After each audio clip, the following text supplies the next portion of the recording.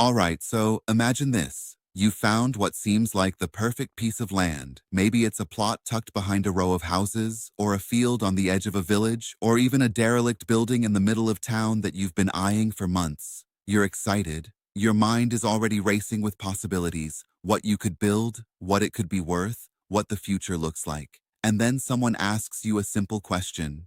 Who actually owns it? And suddenly, you realize you have absolutely no idea. That moment, that pause, that slight panic, that's exactly why this video exists. Because there is a place where you can find out almost everything you need to know about land and property in England and Wales, and it's completely government-backed, surprisingly easy to use, and most people have never even heard of it properly. We're talking about the land and property search tools on gov.uk, and by the end of this video, you are going to know exactly how to use them like a professional. Let's start with the big picture, because context matters here. The United Kingdom has one of the oldest and most complex systems of land ownership in the entire world. Estates dating back to the Norman conquest still exist in some form. There are landowners who hold titles to parcels of ground that haven't been publicly questioned in over 500 years. At the same time, you've got modern developers, first-time buyers, property investors, and curious neighbors all trying to figure out who owns what and what they're allowed to do with it. For centuries, this information was buried in solicitors' offices, tucked inside dusty title deeds, and essentially inaccessible to the average person. But that changed, and it changed significantly with the creation and digitization of Land Registry. And that registry, that enormous national database of land and property ownership, is now accessible to you directly through gov.uk for just a few pounds per search. So let's talk about what Land Registry actually is, because this is the foundation of everything.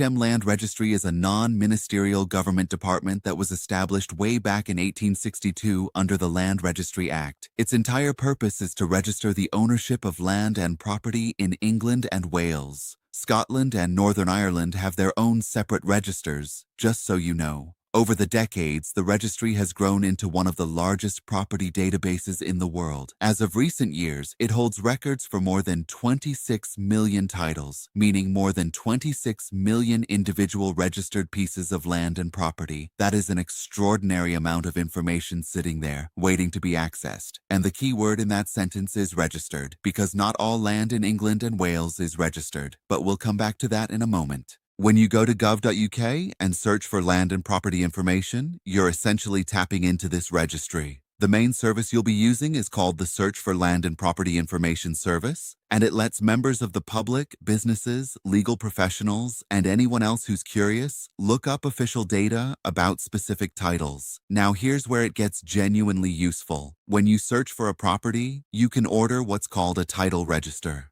This is essentially the official ownership document. It tells you who the current registered owner is, when they acquired it, how much they paid for it if the sale was after April 2000, and it also tells you about any charges or mortgages secured against the property. If there's a mortgage with Barclays or Nationwide sitting on a property you're thinking of buying, that information is in the title register. If there are restrictions on what can be done with the land, those are in there too. And then there's the title plan. This is the map-based document that shows you the exact boundaries of the registered title, outlined in red on an ordnance survey map. Now, people often misunderstand what title plans show. They show the general extent of the registered title. They're not a precise boundary survey. If you're ever in a boundary dispute with a neighbor, and these happen far more often than you'd think, the title plan is your starting point, but it's not necessarily your ending point. You might need a surveyor to get into the specifics, but as a starting point for understanding what's included in a title, the title plan is invaluable. Each of these documents, the title register and the title plan, costs just £3 each to download as a PDF. £3 for official, legally recognized government data about who owns a specific piece of land. When you consider that a solicitor might charge you £50 to £100 just to pull the same information as part of a conveyancing process, the value of doing this yourself is obvious. Now, obviously, you still need solicitors for the actual legal transaction.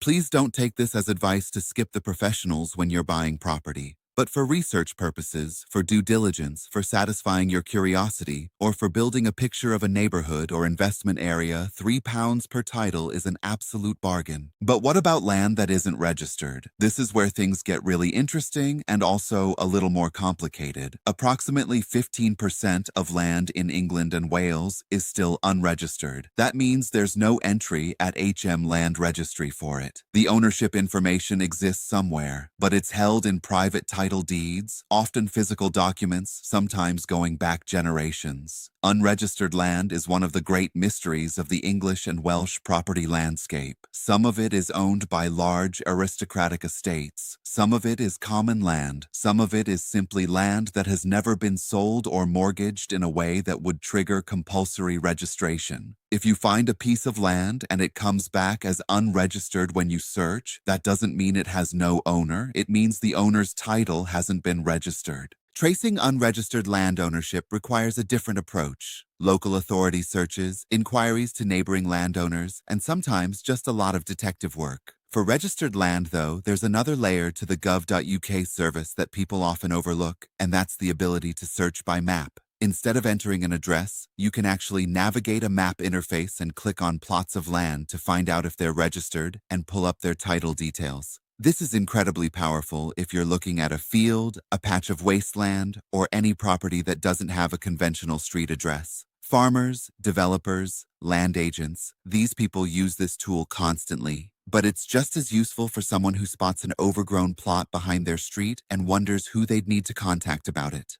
Now let's talk about something that comes up constantly in property research: flood risk.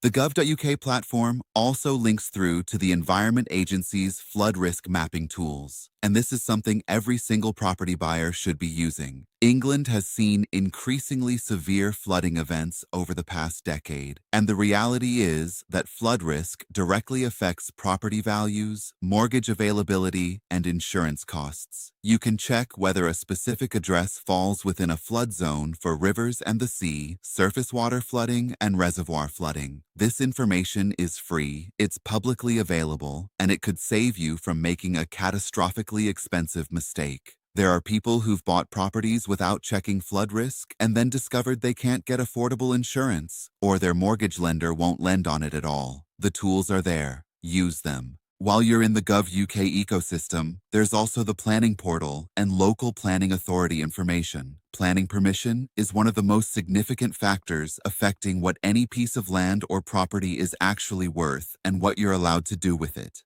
If you're buying a house and you want to extend it, or if you're looking at land and wondering whether you can build on it, understanding planning history is essential. Through gov.uk and local planning portals, you can look up every planning application ever submitted for a property, what was applied for, whether it was granted or refused, and any conditions attached to approvals. This is publicly available information, and it paints a detailed picture of a property's history and its potential future. There's also something called a local land charges search, which is slightly different from the land registry. Local land charges are restrictions, conditions, or obligations that are attached to land rather than to the owner. Things like tree preservation orders, listed building status, conservation area designations, financial charges owed to the local authority, or highway adoption agreements.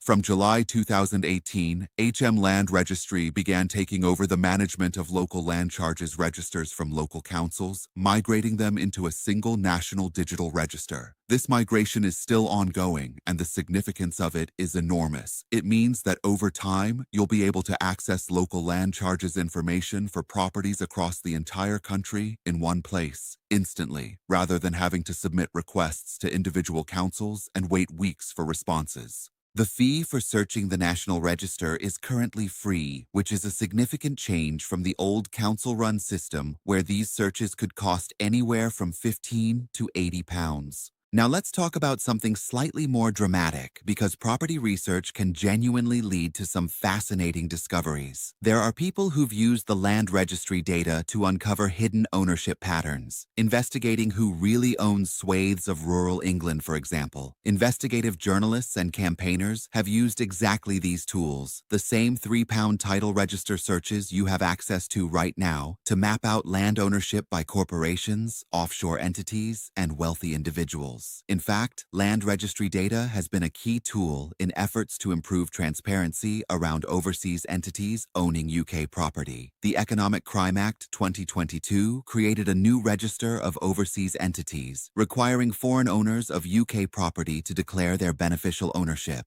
That information feeds into the land registry, and it's part of the broader push towards transparency that makes the gov.uk land search tools more powerful with every passing year. And then there's the purely practical side of this for everyday people. You're buying a house and you want to check the seller actually owns it. You're a landlord and you want to verify a title before you invest. You're involved in a boundary dispute and you need to understand where the registered title lines sit. You're a journalist or researcher investigating land use. You're a local campaigner trying to understand who owns the empty buildings in your town. You're a business looking for development land. You're just curious about that big house at the end of your road and wondering who owns it. All of these use cases, every single one, can be at least partially addressed using the tools available on gov.uk right now. The process itself is straightforward. You go to gov.uk, you search for land and property information, you land on the official HM Land Registry Service page, and from there you can search by address, by title number if you have it, or by map. You create a simple account, you pay the £3 per document, and you download your results instantly as a PDF. There are also more advanced services for professionals, things like the HM Land Registry portal, which allows bulk searches, and the Business Gateway for API access. But for individual searches, the public-facing service is all you need.